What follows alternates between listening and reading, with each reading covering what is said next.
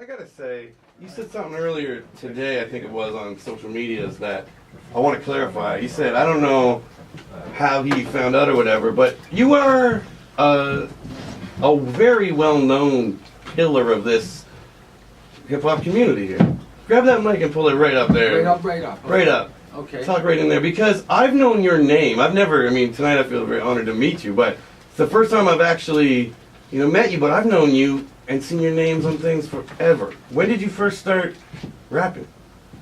Man, when did I start rapping? 1989. Yeah. Is when I started rapping. And you were, in 1989, you were like, I am rapping, not like you looked back and you said, oh, I guess I was rapping then. You know what? Do you know what I mean? I was in Montreal, man, and the Masters at Work rap show. DJ Mike Mission. He introduced me to the real gritty. It was Marley Marr. Marley Marr in Control Volume 1. Damn. That was the first, the first set of hip hop tracks that really influenced me to get into, actually rhyming. Like the Dirty James Brown samples. The track that I really liked was Live Motivated by Intelligent Hoodlum. Okay, nice. That's tragedy. And Masta Ace, The Vapors was on that record. And as soon as I got a whiff of that, it just took off from there. I started trying to put together, the ends of the songs on a tape deck, trying to paste the ends of the beats on a tape deck and make them into instrumentals. Oh, pause loops? That's like, right. Pause tape. Let it play, pause, let it play. Go. That's right. Oh, classic material. That's pause tapes are like the beginning of the loop. Right, so Pop's upstairs, and what are you doing down there? All that noise, because I hear it. Right. So he didn't understand. He was taking sounds and throwing them into the solar system, man. You know what I mean? Listen to the real record. They stole it. Throwing them in the solar system. By the way, he's a big supporter of what I do. Yeah. Yeah. After he became accustomed to what was going on. Right. I love hearing from people that remember when that hip hop sound was so new. You know, someone like Bucky, like, it's been around. He didn't come in when it was like, that sounds weird.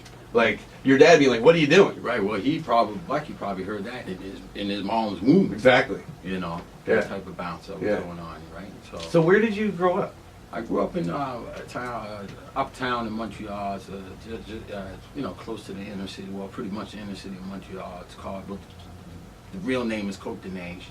It's a multicultural neighborhood. You know what I mean? It's a mixture of Scotians, mixture of the Caribbean, Italians. It's just a multicultural A lot of neighborhood. Haitians? In that neighborhood, not as much Haitians. No, it's more Montreal's divided. Right. So you got the English side and the French side, and all that Bill 101 stuff that went on. Now it's pretty much mixed. But back when I was a kid, you'd see French people once in a blue moon, right? Really? Yeah. So you didn't grow up speaking French? Yeah. A little bit? We all went to summer school for French growing up, right? Yeah.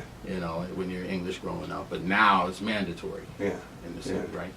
So you grew up there, and then what brought you to Halifax? I was a recruit, basketball recruit. To where? Dalhousie. Yeah? What position? Two guard, man. Two, three. Yeah. Shooting guard? Yeah, shooting guard. Hell yeah. Or small forward. Yeah? And you were slick? I was slick, man. Yeah? Slick, 55% was my average, man. That's high. That's a high shooting percentage. I was second in the country for. Who was coaching back then? Tim McGarrigle. Oh, right. Who else was on your teams back then? Like, what years? Brian Parker, 1998. I started in 98. Brian Parker, Stanley Mitchell, Red Hill Bleeding. Yes. There's a whole bunch of Dale Jackson. Nice. Man, those were good. It was a good team. We went to the Nationals one year. We did good. Yeah. We did all right. We didn't win it, but we went pretty far. Yeah, man. The diversity of what you've been really good at is kind of amazing to me. Like, very good ball player. Right on. Very good rapper. We're gonna get to some of what you do with some styles. That hat you got on there is nice. Right on. Okay. But so you started rapping, and in 1989. Was that when you first started like rapping it and working on it more, or was that you put something out? What was the first thing you remember recording and working on, like an album or working on a song like that? The first track that I could say, you know what? I got to give Joe Run. Yeah. I got to give Joe Run a plug right here because he had all that sample gear when I moved down. He had all that sample gear down in the hood down in Brunswick. Yeah.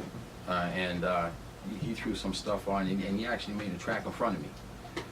And I forget the name of it. He threw it together real fast, and he didn't charge me or nothing like that. And so that was my first real recording was with Joe Run in Halifax. Wow. Yeah, Joe Run, and then the second recording was with Classified, and at that time we were all mixed up. It was the Ground Squad and the Overlords. Classified was very generous with his music. He was very generous with his music. Classified was at that time, so we all used to go to his place. I don't know how he handled us, man. 12 and 15 of us all sitting in his bedroom with our shoes on, and he would just bang out the beats and record us real quick, and and we took it from there, right? Yeah. You got very excited when you heard Overlords. That was the first thing I heard of yours was Overlords. I still have that CD. I play it on occasion. Yeah, but Right on. Overlords Caravan, all that. Yeah, that was with Tactician. Yeah, Tactician, my partner Tactician, the big tack. Yes. Yeah, the big Oh tack. yeah. Damn. Yeah. No, that was gold. Yeah, he's of Universal Soul now. Yeah. Right. And we talk about it. We talk about trying that again.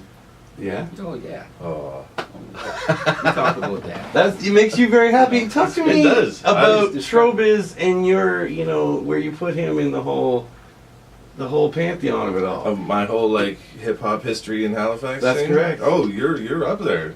He's one of the guys. I mean, and you already mentioned kind of Joe Run and Class, and those are people who've kind of been around for a long time, and people know if you get into the scene and you know anything about hip hop in this community, Trobiz is definitely a name you come across very early, and if you listen to any of it, you realize why people know the name. Exactly. Right on. You've been doing stuff consistently for, God, Overlords was 99, 2000, I think. It was 99. Yeah. We put 2000 on it, but it was 99. Recorded 99. Yeah. So that's a good lot of years and consistent. Yeah. That project was just pretty much outside of the music was a freestyle project. Yeah. When I say that, I mean, okay, let's go down to the studio, mess around. Oh, I saw your car outside. And that's how we made our first track by him seeing the car outside. And he popped in, hey, can I get on it? And he freestyled his first, I forget the first track we recorded on him, but he freestyled right on to the track. Yeah. And our engineer, Steve O'Hid, loved it. He was like, man, you guys should turn this into an album, man, right? And we took off from there, right? When you were starting out, compared to when you see somebody, the way it is now, what do you think the biggest positive difference is for someone starting now? Things maybe they don't need to do, or access that they can just get. And sort of the other side of that, what do you think's not so great about the way things are right now? If someone's starting out and they're getting going. Well, the first part of it, what's good for a new artist is information technology. Mm-hmm. How to, YouTube. You can go on YouTube and you can pick up a lot of information and get started and cut down a lot of mistakes. Mm-hmm. But at the same time, you could take a lot of shortcuts. It could take away from, the integrity and, back in the day you had to work to get, you had to pay for your studio time and you had to make sure that it was correct when you got in there. Now you can kind of lay back. Everyone got a computer. You can make beats on an iPhone. So, there's a lot more space for mistakes. Right. Right. Yeah, I think it goes like you were saying about making those pause loops. Because now you can go on, you can just download a beat. But back then, you didn't have something like that. You had to kind of make it yourself. Right. And I think, if you talk to a lot of older heads who've been around for a minute, they had to kind of put in that extra work of physically making this stuff out of nothing, and it would go wrong, and you'd have to kind of work with it. And that's a huge difference, I think. Yeah. So the stakes are a little bit higher. Yeah. For every move you make when it comes to recording and whatnot. Right. You had to be ready with something worth putting down your money for. Yeah. Exactly. Yeah. Exactly. Let's hit him with some Trobiz. You sent over a few things, and I want you to, maybe what do you want to smack him with? Let's go with the first track that I ever recorded on my own. I made this beat laying on my my living room floor on an Emax sampler, kind of emulates the SP12. It's called High Degrees. My man DJ AC, Anthony Christmas, laid down the cuts. He Chuck Redman in there, and I think he, settled the score and sealed the deal for me on this track. Really? When was this track recorded? It was recorded in 1999. Wow. Called High Degrees. Trevor Andrews put it on his amp snowboard expose way back, and it kind of took off for me for a second. Fantastic. Yeah, it was a one-shot deal. I think I got lucky here. Nice. High Degrees, Trobiz. We're going way back 1999. 88.1 CKDU. Lock the dial where it is. We got a legend in the booth, folks.